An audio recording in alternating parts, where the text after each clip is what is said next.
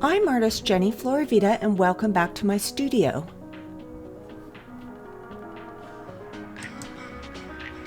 Today I'll be painting a purple orchid in watercolor. If you stay to the very end, I'll cover a very helpful detail technique. Let's begin with simple color washes to create the background hues of the delicate petals.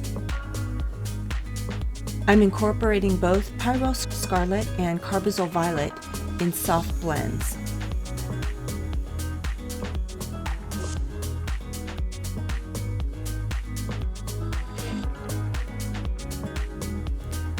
If you find value in my videos, please subscribe to support my small art channel. You are watching real-time painting. This is not sped up.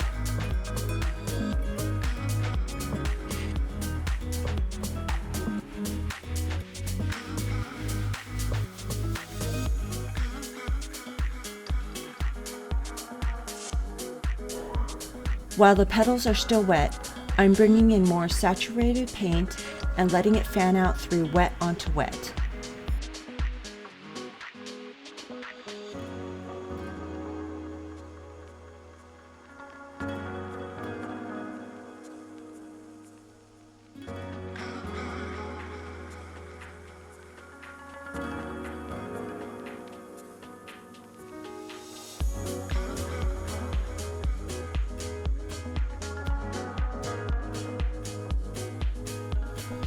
Let's talk about the color palette. I'll be using mostly Pyrrole Scarlet and Carbazole Violet for the pink and purple hues.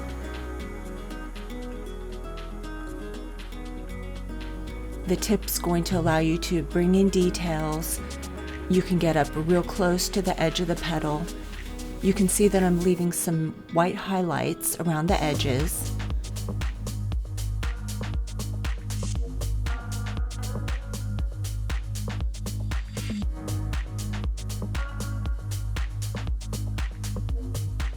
My brush strokes are going in a rounded direction that's got a little bit of an oval shape, and this tapers down towards the edge, towards the end of the petal, and this helps me to create the shape.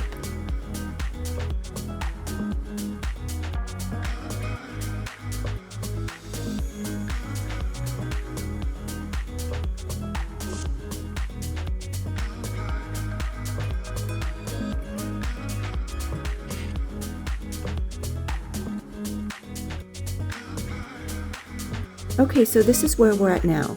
I'm going to have the orchid in the front be brighter. I'm going to have it have more bright rose colors in it, and that's going to make the flower a little pinker. And then the flowers that show the back profile, those are going to be cooler. They have more of the Carbazole Violet. They're still using bright rose, but that's going to push those flowers backwards. And then this flower here in the foreground, I'm going to also have that be a little pinker. And then these two buds, I'm going to introduce raw sienna. I'm going to use these 4 colors in the buds. And then we'll probably also have a little bit of permanent sap green. So that's where we're going next.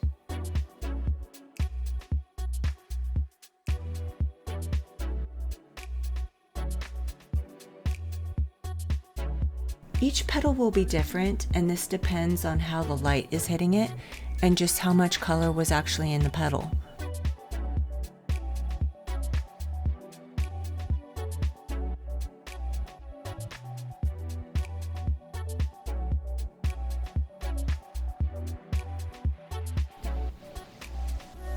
The back profile of the orchid has petals with a slight oval shape. To create the depth, and these petals can sometimes bend a lot and sometimes they're a little flatter, but you want to be able to create depth, and you do this by varying the light and dark hues. The petal would appear very flat if the color was all in one hue. Bring in water with less pigment to blend the colors and contour the petals.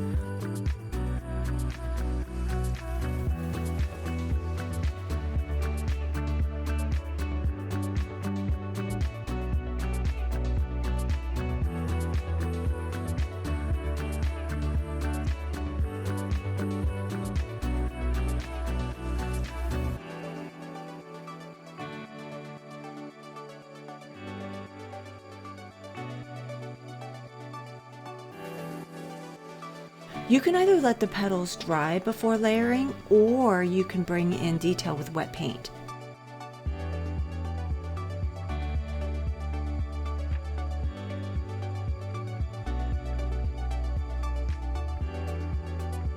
Details on the feature orchid are put in by holding the brush upwards and using the pointed tip.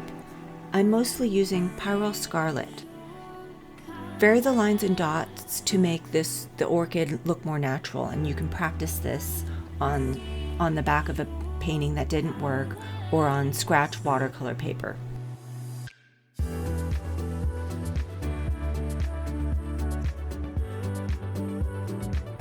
The details that you are creating here with these gesture strokes, they take practice and trial and error.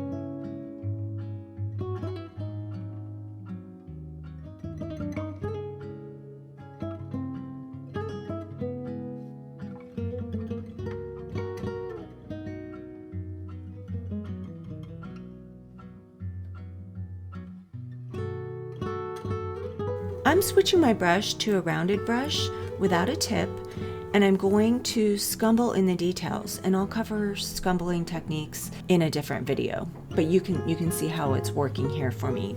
I use the sides of my brushes often.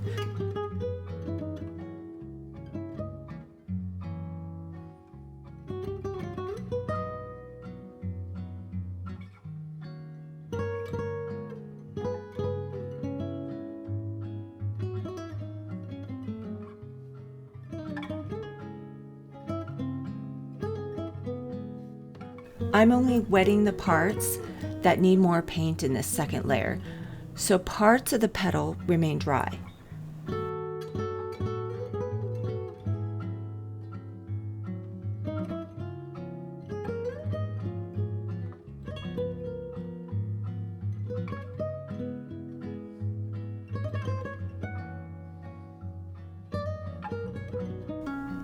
Use a round brush with a tip to create a third layer of detail in the back petals. Keeping in mind that these petals need to still remain further back, less is better.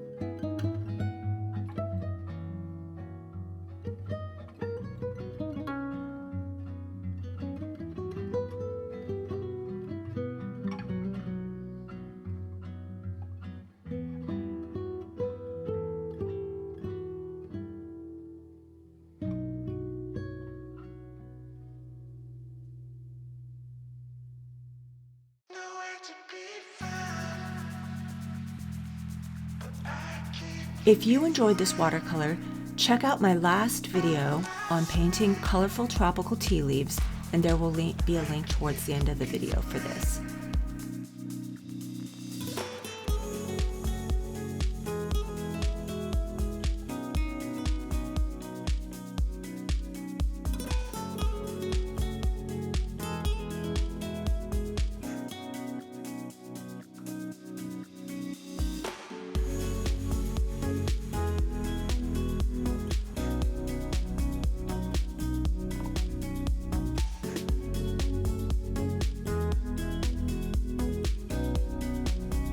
Thank you for watching. Please subscribe and hit the bell notification.